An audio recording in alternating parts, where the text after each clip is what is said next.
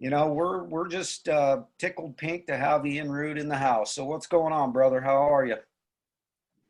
Doing all right. Sorry that I was a little bit late this morning. No worries, man. No worries at all. We just kind of improvised and had a little discussion on masks and insurance and that kind of thing. Because I just found out that because Tina can't wear a mask at work, that I don't have insurance on this little knuckleheaded move I made. And so whatever, I'm gonna deal with it. I'll pay for it. And my wife's life is worth a heck of a lot more to me than than insurance and Good and morning, Ian. Morning, Tara.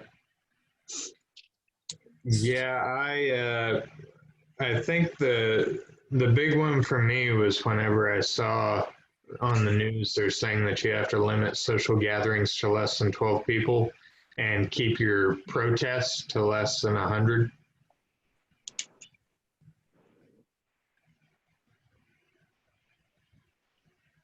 yeah, the insanity is the whole world's gone insane. Yeah. Keep your business closed and stay home unless it's to protest. Then that's okay. Yeah.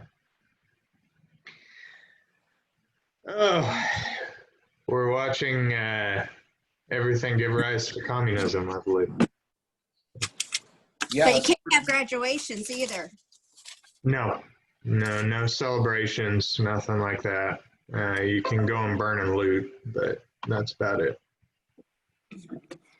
my curiosity is how much more of this is it going to take for a vast. I mean, we know that a lot of people are waking up, that people are coming around, but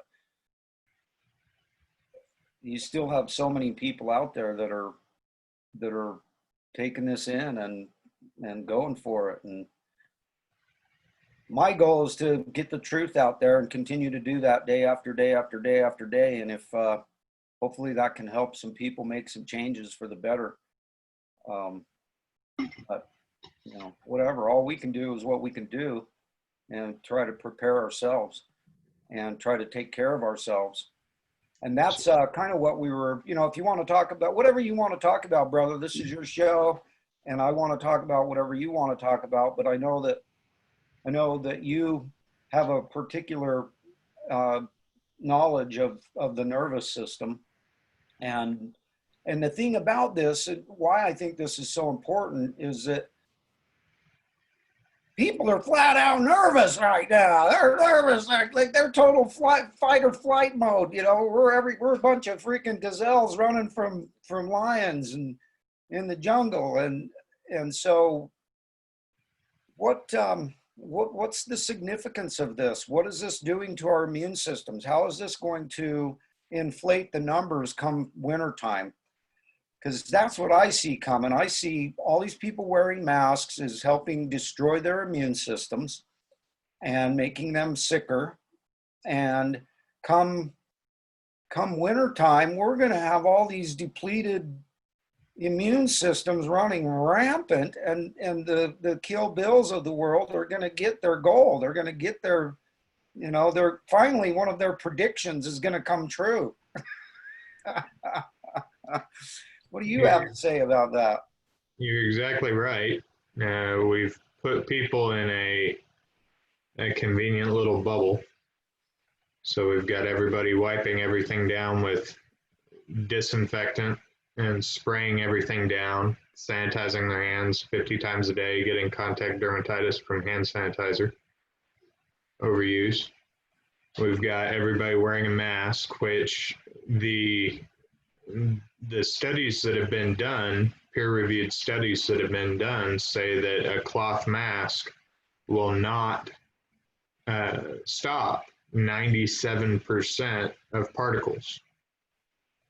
And in fact, it actually increases the risk on your health because you're not able to get rid of the bacteria and the virus load that you're carrying because you're breathing it into the mask, and some of that's going to get stuck in the mask and build up.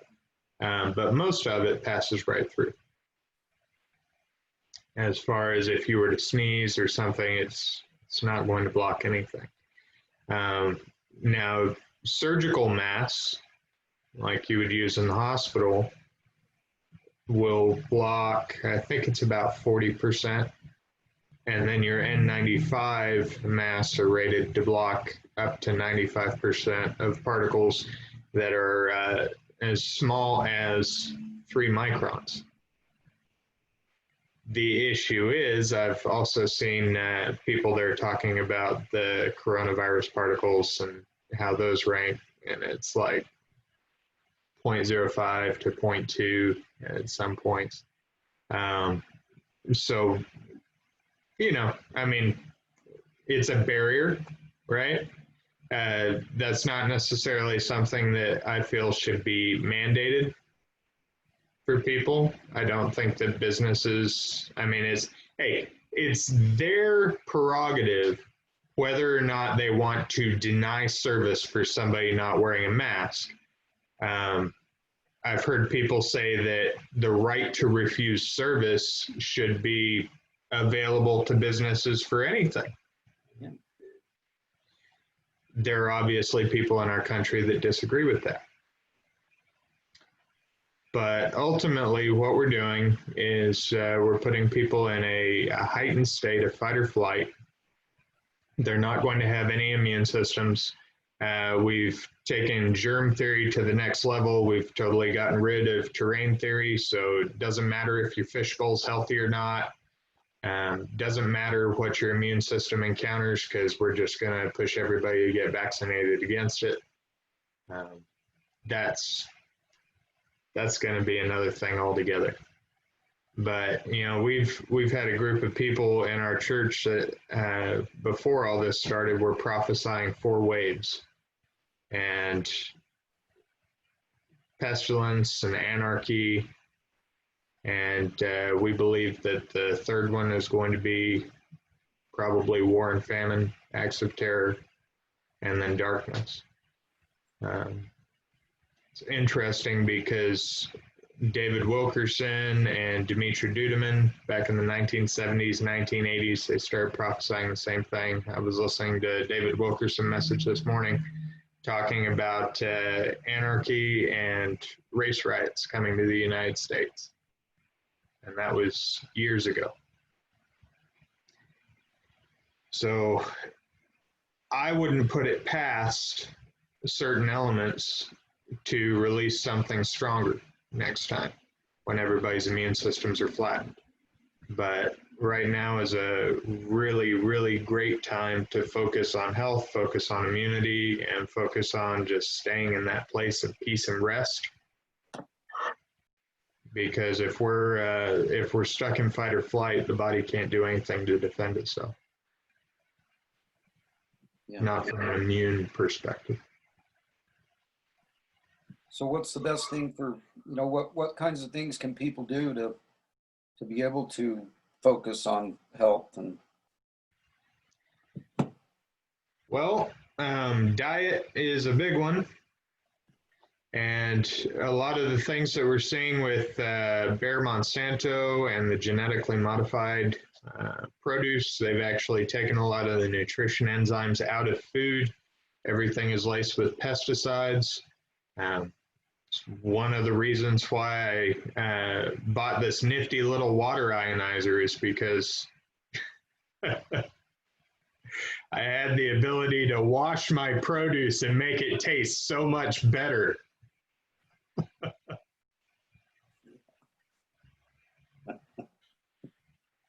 But you know, all that stuff that's on your veggies is neurotoxic. It's carcinogenic, disrupts the hormones and the endocrine system, and so I really see everything that we're being bombarded with as being a cumulative effect. But it's really intriguing to me to see all of the conspiracy theories that we've been following for a number of years, and now everything's just come out into the open, and it's like, oh yeah, that's common knowledge, or oh, you're one of those truther folk. yeah, But it's everybody's seeing it now. It's just whether or not they're going to make the decision to try and change it. So one of the things that I've focused on for a number of years is just simply how the nervous system controls everything within the body. Everything starts as a signal from the brain, right? And so you've got electrical impulses that your heart generates that travel to the brain. The heart's a generator. And the brain processes all of this information, sends signals out to the body, and the body sends signals back to the brain. And all that is supposed to happen simultaneously 2 times per second. So if we've got a breakdown in communication somewhere in the nervous system, or if you've got an undue amount of inflammation, if you're eating the wrong foods, you're not putting the right things into your body, you're not getting the right nutrition, that's going to be a big part of it. The wrong water is going to be a big part of it. You're drinking chlorine and fluoride and microplastics and everybody else's medications that don't get filtered out of your tap water. Obviously, we could see that having a cumulative effect. So I like, you're familiar with Wade Lightheart, right? Yes, sir. The awesome philosophy. Yeah. Air. Don't stop breathing. Yeah. It will not bode well for you, right? Water needs to be clean. It needs to be filtered. It needs to be microclustered. It needs to have a pH that is above neutral, because we have a pH that is above neutral. And most of the food that we take in is acidic and inflammatory. So if your water can be an anti-inflammatory antioxidant, that's even better. Sounds like you need some electrolyzed reduced water maybe. Yeah. Exercise. You see when people stop moving, when people go into a care facility and they're bedridden, that their muscles atrophy and their bodies start to become weak and deformed. And, you know, a body in motion stays in motion. A body at rest stays at rest, right? And you've got sunlight. We're electrical beings. We need energy from the sun. You need vitamin C, vitamin D. I love, so optimizers and probiotics is his next one. And I love individuals that are talking about supplementing with iodine right now because of everything that's going on with the RF radiation. We've got a lot of friends that will take iodine droplets. Again, none of this is constituting medical advice. Don't go out and say, well, he told me to do that. Check with your doctor. We're not trying to give medical advice here, just having a conversation. Yeah. So. We're just telling people what we would do. Right. You do what you want to do. This is what I'm going to do.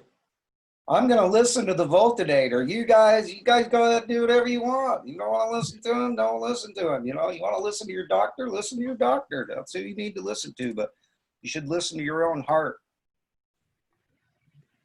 So one of the things that we try and focus on with the immune system is we'll actually take a couple of electrodes and we'll put them at the base of the skull. And then we put a couple of electrodes on the balls of the feet. And so the cervical spine and the balls of the feet are 2 of the areas of highest innervation in the body.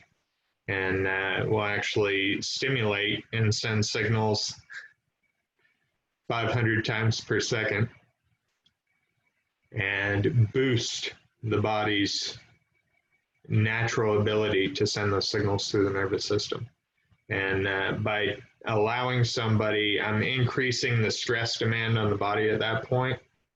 And so by teaching somebody to stay calm, allowing their body to stay calm during a situation like that, where we're actually increasing the stress that's being put on them, then they will better be able to maintain and manage stress during the activities of daily living that they would experience. There's a lot of really great options out there for people. Diaphragmatic breathing is an excellent one. Meditation is a good one. So just So the diaphragmatic breathing, that's when you're breathing in through your nose and you're breathing it into your stomach. And then Yes. breathing out through your mouth and allowing it to come out through your lungs. Is that correct? Or do I have that right? Always breathing through the nose. Always breathing through the nose, not out through the mouth. The mouth is for talking, eating, and sometimes, if we're lucky, kissing. Don't forget burping.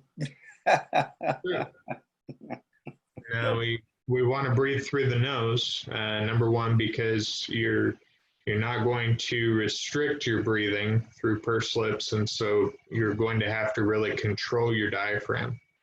You're going to have to use the muscles that you're supposed to use when you're breathing to control that airflow.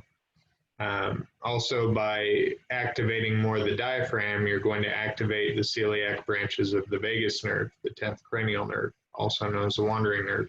That's the gateway for reducing inflammation in the body. It's also the kind of like the master controller for the parasympathetic nervous system, the rest and digest.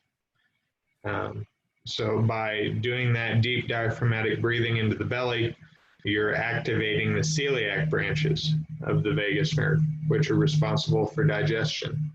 And you'll notice that if you do that 4 seconds in, hold it for 4 seconds, and then you breathe out through the nose over 8 seconds, trying to bring your belly button back to your spine, like you're creating a vacuum in your abdomen. You do that for long enough and you're going to get a little bit lightheaded and dizzy, and you'll start to feel really, really relaxed. And so what we do is encourage people to build up to their tolerance, their ability to do that for longer and longer periods of time. And it has amazing effects, you know. I need to work. I've been working on that, but I've been doing it wrong. I've been breathing out through my mouth, thinking I was supposed to do that. So I'm going to start focusing on doing what you're talking about, because even in doing it wrong, it has still had tremendous effect. Just by breathing in through your stomach, you know, instead of having your lungs get big, your stomach gets big, and you pop your stomach way out, right? Am I doing it properly by doing it that way? And by breathing into the belly, you're dropping that diaphragm down. You're getting a really full breath of air. And then you'll notice that whenever you do that a few times and you bring that diaphragm down real low, it's almost uncomfortable. And then after a while, you're able to take a deeper and deeper breath. Interesting. Yeah, I think that's something to continue working on.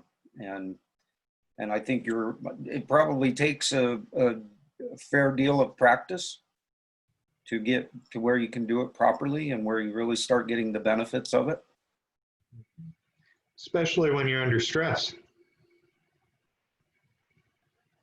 Yeah. There's an adage that the breathing is as shallow as the nervous system is overstimulated. And so if you're just in a constant state of fight or flight and you're really panicky and you're worked up, your breathing's going to get shallow, your oxygen exchange is going to decrease. You're going to start to shunt blood away from your extremities. It becomes harder to control your hands, your fine motor functions. You'll notice that you start to tremor and shake, get kind of stressed out, anxious in crowds. Your thinking slows. You have a difficult time processing mentally. Mob mentality is part of that. Look who came in to join in on the show this morning. My little Jazzy. Jazz, you come in to see the Voltinator? Yeah. Yeah, brother. I think this is all just fascinating stuff. Our bodies are so fascinating. And, you know, I want to read something to you that I got from our brother Dan Edlund the other day, which certainly has to do with this discussion. And let's see here, let me find this. Sometimes I get him confused whether it's in my messages or whether it's in my text messages. Let me see here. Where are you?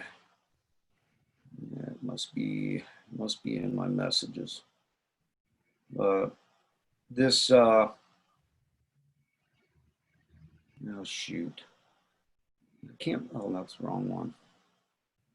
Dan, here we go. Here we go. It says, this is something he got from one of his friends named Jen. And it says, my friend shared this with me today. It says, I decided to do a little experiment. I checked my O2 level using a pulse oximeter prior to putting my mask on at work. It was 98%. Then I worked for 30 minutes with the mask on and rechecked it. It dropped to 92%. I did the same for my office manager. Hers went from 98% to 90%. As a former respiratory nurse, I should tell you that when a patient's O2 got down to 92%, that's when we called the doctor.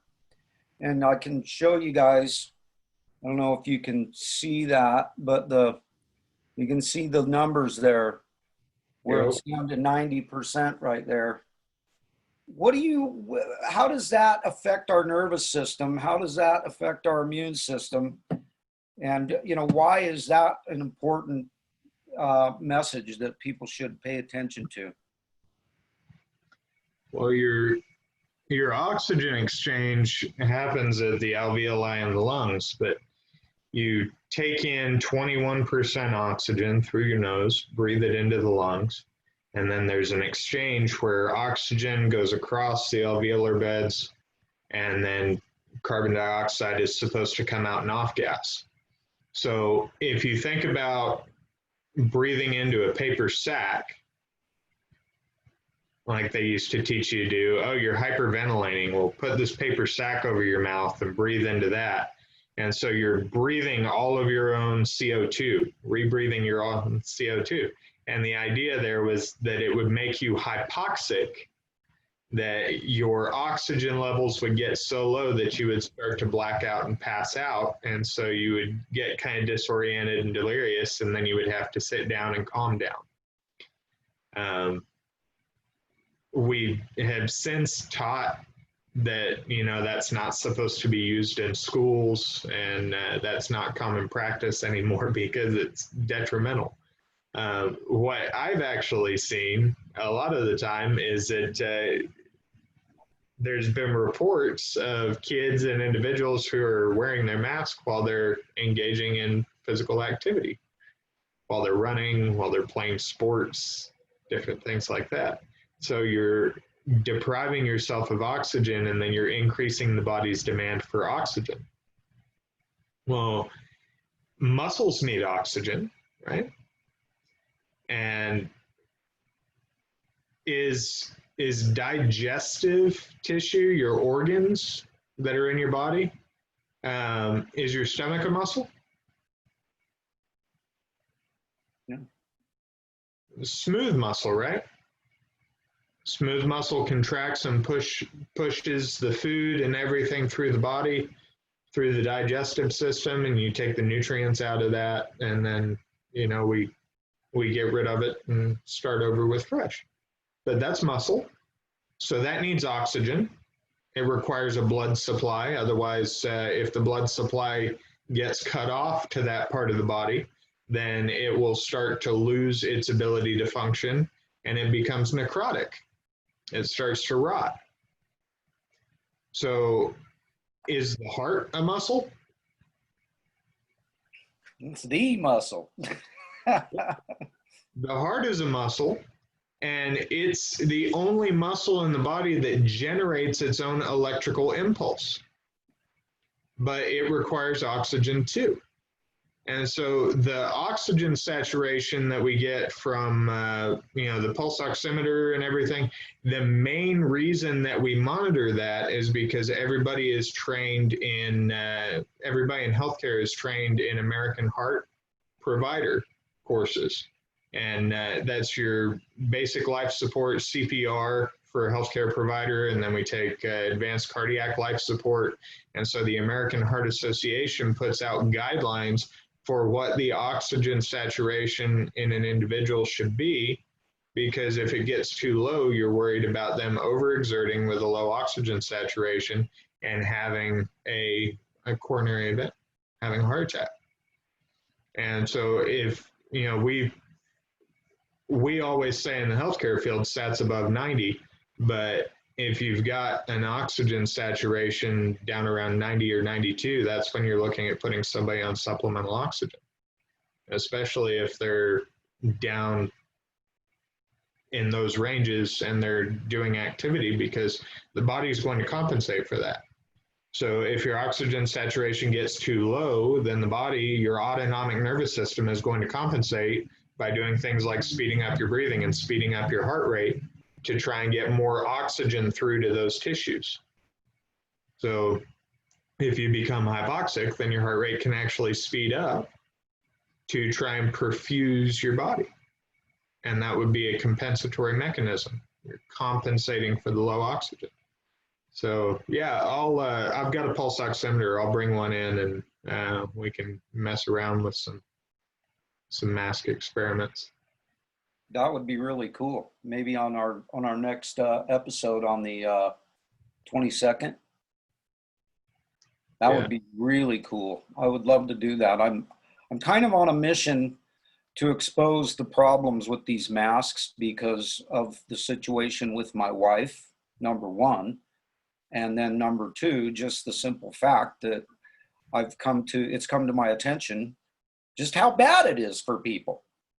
And it just sickens me when I go out there and I see all these people wearing masks. It's like heartbreaking.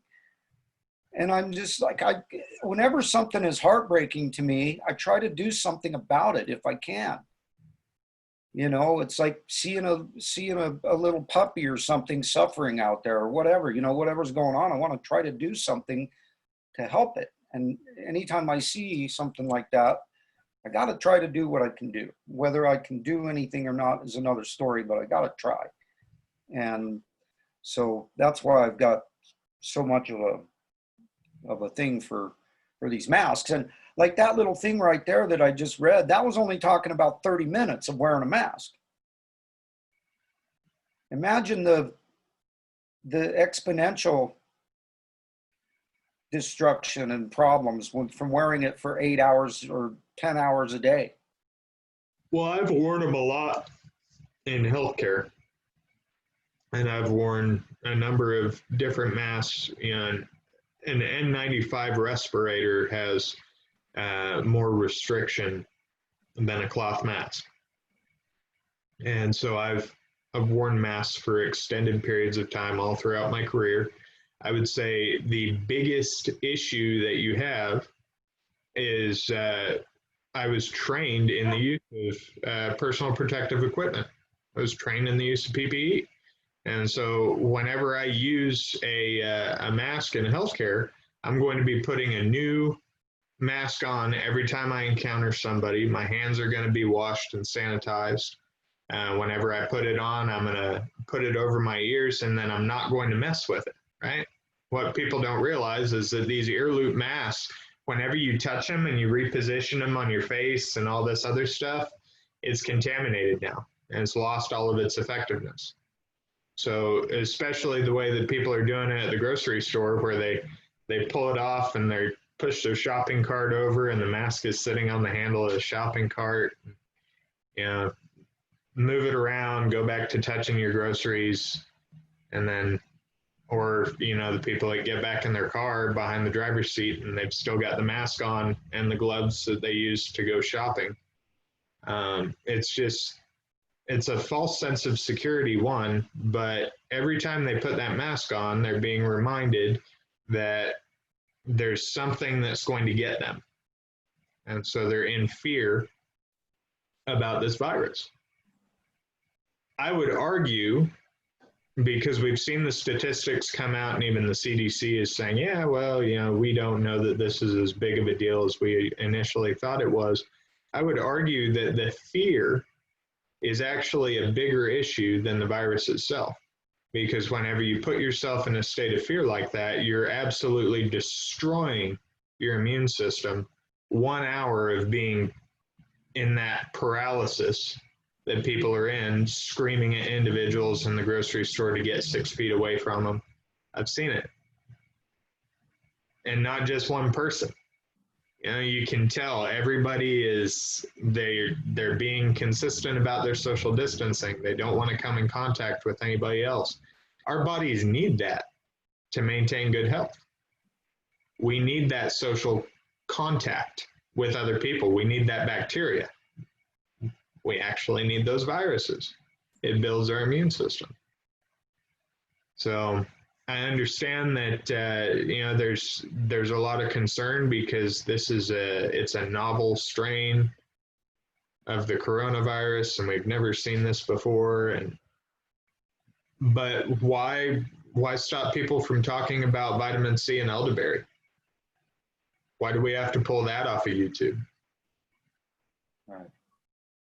I've seen doctors that have been absolutely silenced because they said that vitamin C can strengthen your immune system against a coronavirus, and they're completely censored on social media, and then it's COVID-19. Well, there are other strains of coronaviruses. Right. So why is it such a big deal for us to censor everybody talking about everything?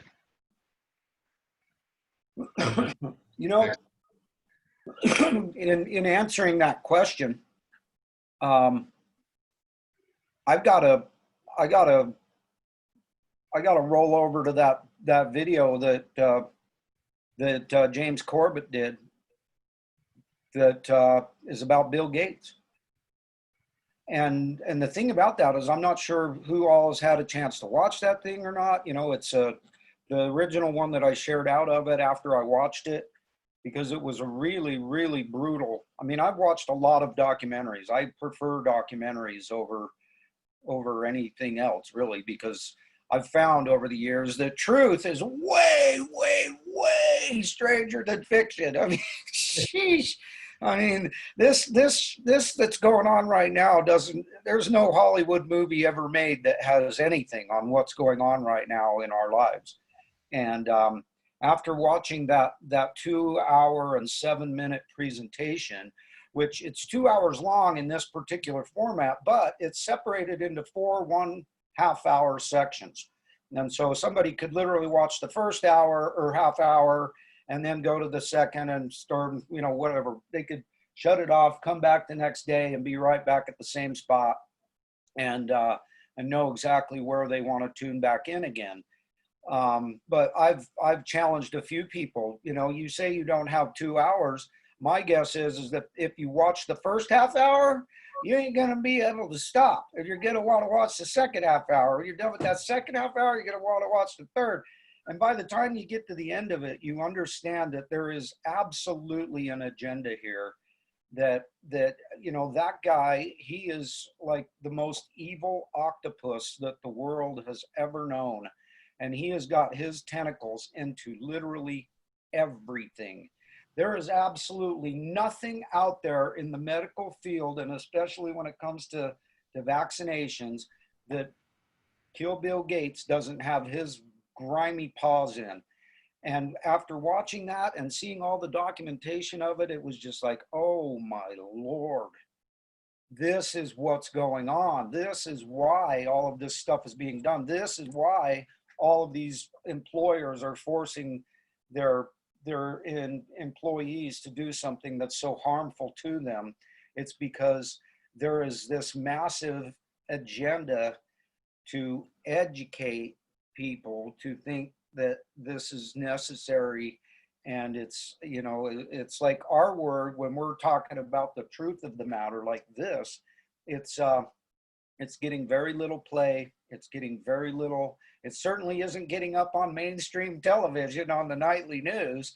And, you know, old Kill Bill's message, it's getting out there every single night on the nightly news. He's got his fingers into all the media, all these entities, everything, everywhere, everything that has anything to do with COVID-19 or anything to do with vaccinations. It's got his fingerprints all over it. And so it's quite understandable why this is all happening and why it's being done when you get the rest of the story, as Paul Harvey always used to say. So that was the agenda for the 21st century, right? yeah, The one that we were all looking at it saying, how the heck are they going to pull this off? Now it's here. yeah. And then, of course, in there, he documents the Rockefeller thing. They did the Project 201 or something like that.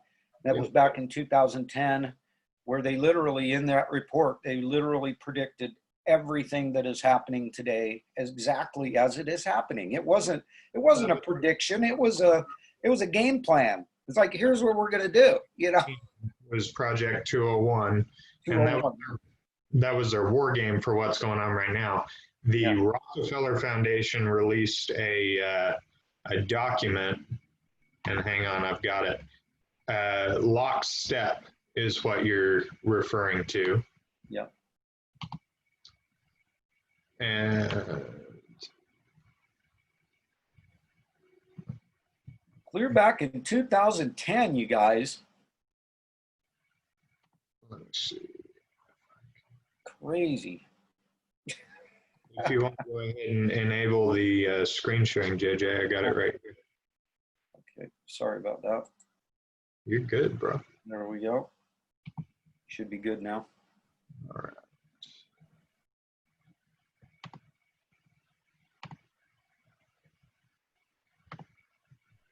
Yeah, here it is.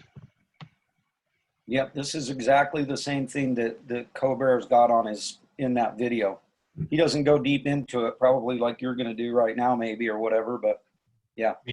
I watched the Colbert report that you were talking about. That was a good video. Mouse turned on. So this was scenarios for future of technology and international development. This was put out by the Rockefeller Foundation.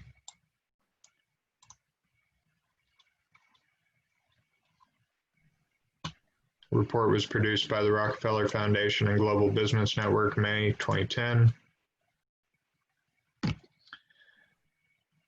Let's go to page 18. And interestingly enough, for people that are listening in on this, that the funding for this thing, the Rockefeller Foundation provided part of the funding, and the Global Business Network, guess who funds it? You guessed it. Kill Bill. Melinda Gates Foundation. Yeah, the Kill Bill and Melinda Foundation. So here you've got the axis for the four scenarios that they gave, and I personally believe that they could argue, right, that they were expecting that all four of these things, you know, we were going to end up in one of four of these scenarios or a combination of all four. But lockstep, you've got a tighter top-down government control and more authoritarian leadership with limited innovation and growing citizen pushback. Hack attack was an economically unstable and shock-prone world where governments weaken, criminals thrive, and dangerous innovations emerge. Clever together, highly coordinated, and successful strategies emerge and address both urgent and entrenched worldwide issues. Smart scramble, economically depressed world in which individuals and communities develop localized makeshift solutions for a growing set of problems. Right. So the issue that we're seeing right now is that this scenario is literally playing out right before our eyes. Yeah. And the virus that came out of,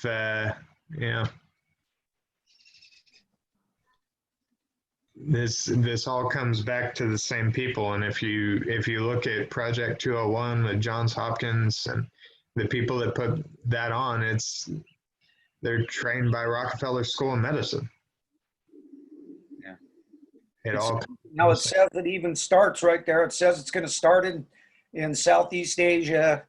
Talks about the Chinese, and it's it's like they're literally putting it right out there in front of our faces. Yeah. Lockstep. Bulletproof vests. It is possible to discipline and control some societies for some time, but not the whole time, not the whole world all the time. And so all the information is out there. People just need to go out and look for themselves. But yeah, they even used a virus to bring it about. Yeah. So that's the thing about it that people need to understand is that this stuff, these evil people have been strategizing and planning this stuff for a long time. There's so many people who just don't want to believe it. Like one of my buddies was over here yesterday and he doesn't want to believe it no matter what. He's not going to believe that there's a bunch of evil people who want absolute and complete total control over the world. And it's like people like that, they won't even look. They won't even take a look at the information because they're completely like lockstepped. Their brain is lockstepped. That no way, it's not possible. James Bond is not real. That kind of thing. MI6 is. What's that? I said, but MI6 is. Yeah, MI6 is. You're right. So I'm wondering because we have a blessing of having Wets in here, and we've got Edlund in here. I was wondering if either of you two guys have any question for Ian, anything that has what he's been saying, whether it's spurred anything in your brain cells to maybe see if there's anything that we can expand upon, or just anything to share.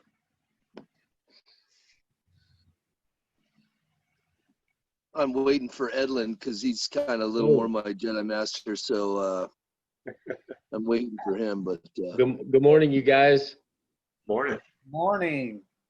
Hey, nice to connect, Ian. That's just some amazing information, and it's funny because like you guys were just talking about, a lot of people don't even want to think about the fact that there's an onion to peel, man. But what you guys are showing there, and when you start peeling back the layers on this thing, I mean, it's scary. I mean, how planned and advanced, and just how methodical. And I think that has to do with what cognitive dissonance, that when you even present this information to people, it's so far out of their brain plan, man, that they can't even fathom it. I mean, I have a hard time grasping it, and I live in it every day. So it's just, it's a revelation, but it's also a little scary, right? Absolutely.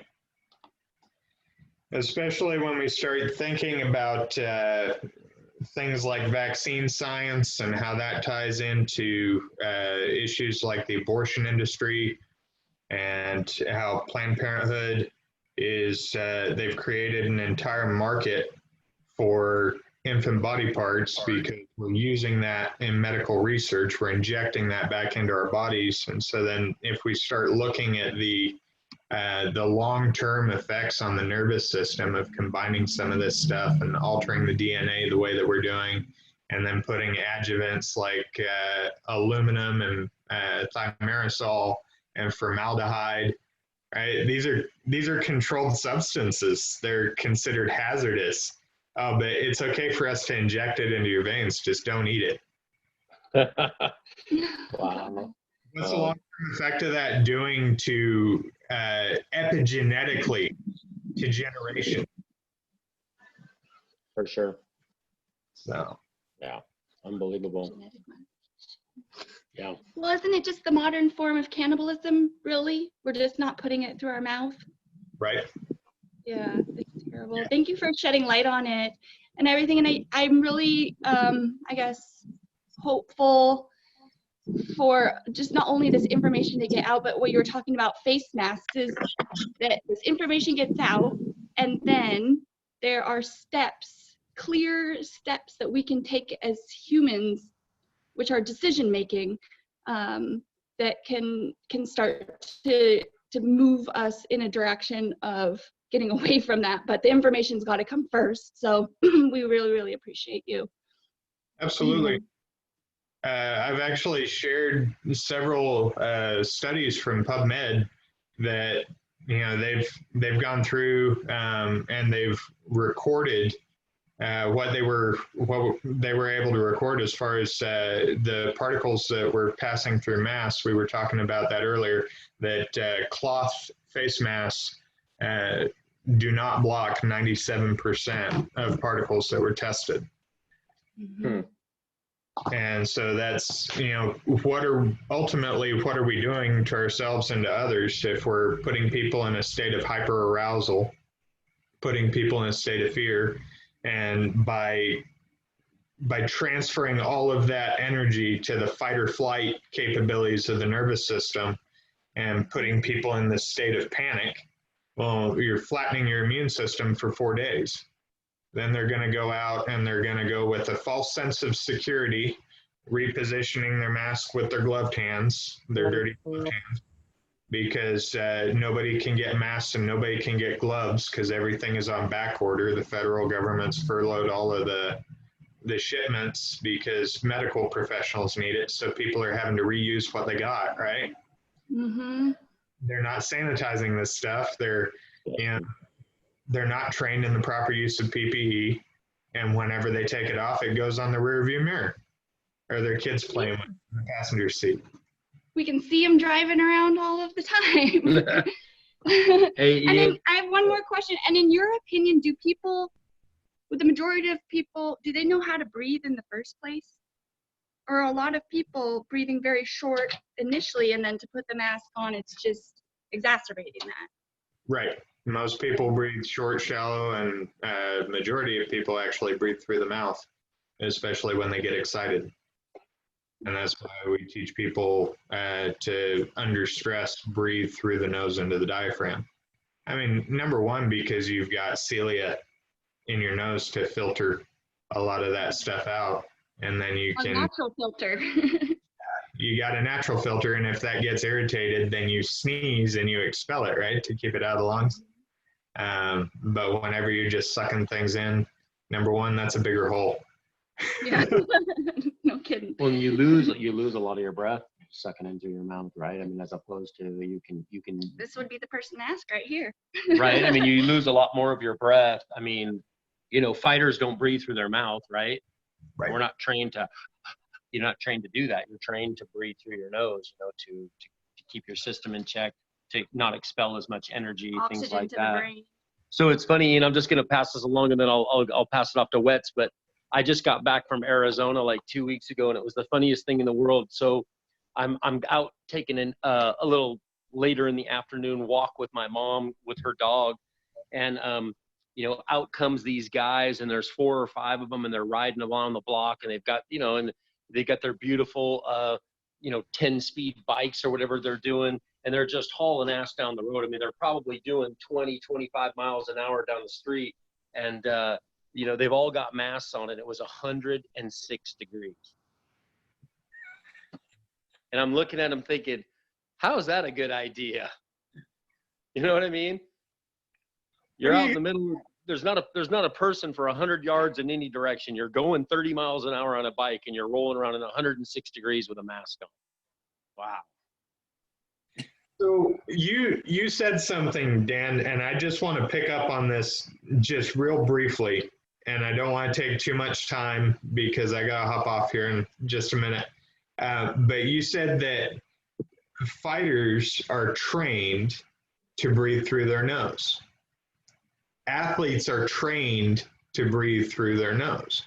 And so I would actually provide an argument here that we're training our bodies, we're training our nervous systems. You know, it takes 21 days to form a habit. Well, if we're getting up every single day and it's like, oh, I got to put on my gloves and my face mask, the Rona's going to get me. We're training ourselves to be in that state of hyperarousal, fight or flight, of paralyzed fear. And whenever you train your body to be in that state, that's where you end up with deficient mitochondrial function. That's where you end up with issues like, you know, I was diagnosed in 2015 with complex regional pain syndrome. And whenever I really started researching on the nervous system condition I was diagnosed with, I'm like, man, PTSD is a precursor to this. Well, I spent my career in, you know, emergency services, and so I lived my life in that state. Now looking at it, I can say absolutely, I trained my nervous system to be this way. I trained my body to be this way. And so I would say that what we're doing to the public right now is no different than somebody who goes out and says, I'm going to run, and I'm going to run 5 miles, but they haven't conditioned themselves to be able to run that 5 miles. And so by, you know, mile 1, they've gone from good form, good stride. Now they're just keep going, keep going. They're training their body to respond that way, and they're forming a habit. Yeah, incredibly sad. Well, thank you for your time, brother. Nice to connect. Absolutely. And JJ, you have all the papers that you guys were just going through. I mean, I was going through some stuff on the internet, listening to you talk about that Rockefeller papers, but you have that pretty available? Yeah, it's available. Okay. I've actually got a copy of it. My buddy Brian Parker put that out quite a while back. So yeah, I'll make sure to throw it into the comments of the live side so that everybody can get it from there, and I'll even bop it over to you in a messenger if you would like.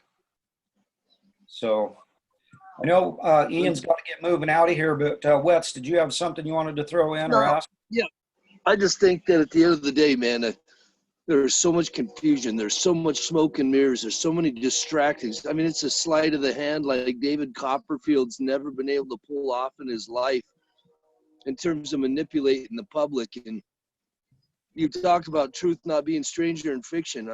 Just the last 2 days, I binge watched with my brother an HBO show called Outsiders. And it's basically very paralleled on an energy. At the end of the day, I think here's what it is. We're not at war. We're not enemies with people. This is a battle between good and evil. You know, and if we're not dialed into our source and who we are and why we believe we were created and that kind of deal, and if we're not accountable to that and we're not disciplined in our perspective of that, the enemy and his minions are everywhere. And if we're not careful, we buy into the lies, we buy into the fear, we get into that line without even being consciously aware of it because we're so undisciplined in our focus on stuff. But, you know, in this show, there's this old ancient demon called Kuko, and man, it's a weird movie, but it basically replicates somebody. So you got somebody here, you know, coaching a baseball team, and he's evidently murdering a kid 2 hours down the road. Video footage on both. It goes back into the deep fake stuff that we're talking about. It goes into all this AI stuff, but it's more on a grounded demon, you know, what's out there level. You know, a lot of people, it's crazy. A lot of people don't want to own up and accept that possibility. I can't come out here and say it's absolutely true, but look at scripture, you look at certain things. I don't know. I think it's at least something to be aware of, and it take my energy off of certain people and focused on the agenda that they're dealing. They're just stewards of another agenda. You know, they're not the ones. They're just the ones pimping the agenda for whoever they're serving. And that's how I look at it. Yeah. Well, I've said for a long time that Hollywood makes movies about what they want America to be, not what America actually is. And so that's why we have such an abundance of all these crazy, crazy movies with so many insane plots and so many, just insanity movies. And America's being bombarded with them. But, there's a lot of this evil out there, but the only way that we can combat evil is with good. That's it. The old saying, if when evil men conspire, good men must associate. And so that's what we're trying to do here is associate and educate and do real education, not the fake indoctrination that is being shoved down everybody else's throat and everybody's throat by the government. We want to, pique interest and get people to lead it out of themselves. And, so that's a big, huge portion of what we're trying to do here.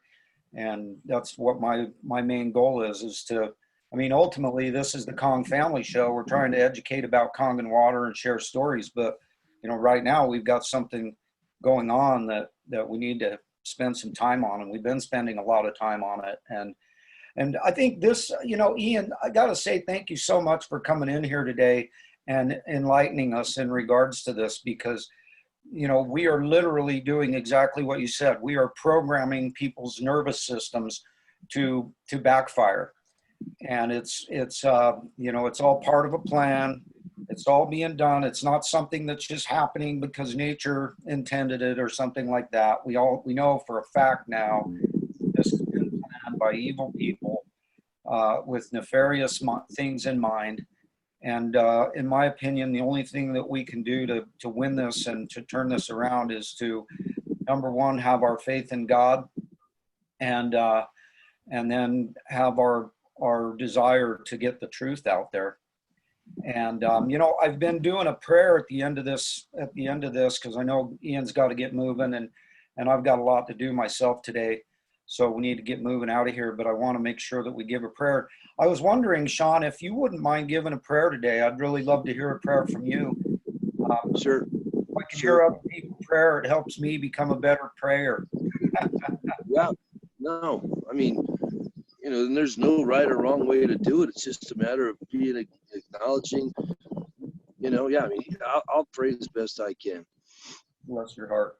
Thank you. Lord, we come before you humbled and grateful, and we just we trust you, and we know that for all of those that trust you and lean on you, Lord, that you will not leave or forsake us. We're in a crazy time right now, but we just pray that you continue to not let the circumstances of the world change the principles on which you want us to stand in your word. We just pray that you continue to forgive us when we misstep. Forgive us when we get too out of whack, and we're just grateful for your mercy and your grace as we struggle and grapple with how to make sense of this situation, Lord. And we just thank you for the opportunities to come together to fellowship in this kind of environment with sharing information about truth, about positive, healthy responses, about how to take care of not only ourselves, but each other. We just pray that you guide us to continue to stay grounded on your word and grounded on you and what you want us to do. We're just thankful for the opportunities to share and come together in these situations to discuss this stuff. We pray that you bless us to ripple out for other people who are open-minded and willing to see things differently than they are. Help people understand that faith is a lot stronger than fear. Not to let the fear of the world's situations disrupt or alter the faith of the principles that you've given us. We just really humbly ask you and come before you, Lord, in the most grateful, humble way. And we just ask that you continue to guide us, to shine our light. And if it gets dim, help us. Help us to show people what it's all about, and to be able to love each other, and to be able to positively guide each other, and to be truthful and honest with each other and ourselves. And I just pray that you guide us all to do as much mirror work as possible. Guide everybody to understand where their source of faith is, and dig into the mirror and understand what we all can do individually, so we can reflect that strength and that foundation for those that follow us, starting with our children, our friends, our family, anybody that looks to us for anything. Give us the strength to stay true and stay on the right track with integrity and honesty and ethics. And just guide us, Lord. We're humbled. We're in a weird time, but we're not fearful. We're not scared. And it's only by your grace and your word that we're not scared. So we just are very grateful, very thankful for your mercy, your grace, and just the options you allow us. Bless all these beautiful people today to go out and do what they do and positively affect the lives of anybody that allow them to.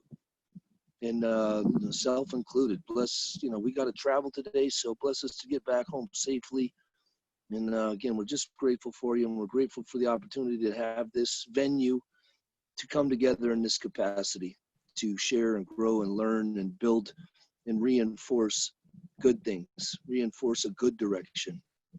And we just ask that you bless our message to be loud and clear, and bless it to resonate with as many people who are on the fence of fear as possible. And we just ask these things in your son's name, Jesus Christ. Amen. Oh, beautiful. Thank you. Appreciate you guys. Kids, thank you so much, Ian. God bless you, brother. And really, really appreciate you being here. Appreciate all you guys being here today. And hope you guys got as much value out of this today as I did. And Yeah, appreciate you there, Ian. so everybody, Hear you guys. thank you so much, everybody. Love you guys. Get out there, change the world. That's what we're doing. We're changing the world. How we doing that again, John? One glass of hydrogen-rich, oxygen-saturated, supremely